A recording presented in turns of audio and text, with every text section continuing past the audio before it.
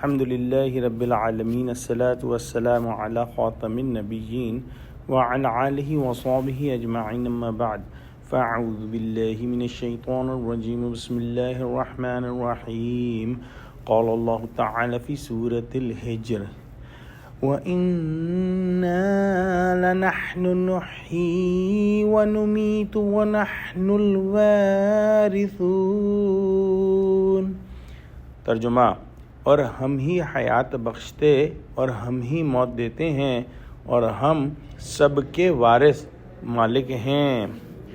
یعنی دنیا فنا ہو جائے گی، ایک خدا اپنی کامل صفات کے ساتھ باقی رہے گا۔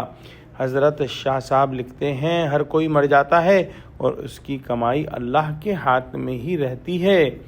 ہم جانتے ہیں کہ دنیا کے اندر ہم اپنی مرضی سے نہیں آئے، اور ہم یہ بھی جانتے ہیں کہ ہم اپنی مرضی سے نہیں مرتے، بلکہ اللہ سبحانہ و تعالی کے مطلق کنٹرول کے اندر ہر شے ہے۔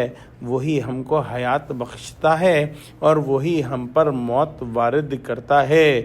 ہم جو کچھ بھی اس دنیا کے اندر حاصل کرتے ہیں وہ یا تو وراثت میں ہمیں ملتا ہے یا پھر ہم اس کو دنیا میں کماتے ہیں، لیکن جب ہم دنیا سے جاتے ہیں تو وہ سب مال اور متاع ہمارے وارثوں کے پاس پہنچ جاتا ہے۔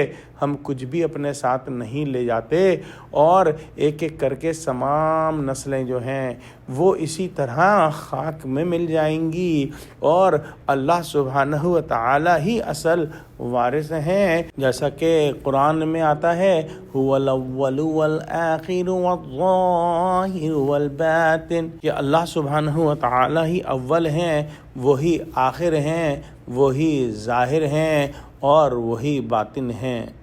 دعا کرتے ہیں کہ اللہ سبحانہ و تعالی ہم کو قرآن کا فہم عطا فرما، ہم کو سچوں سے جوڑے اور ہم کو صراط مستقیم پر قائم فرما دے، آمین۔ وآخر دعوانا الحمد للہ رب العالمین، والسلام علیکم ورحمۃ اللہ وبرکاتہ۔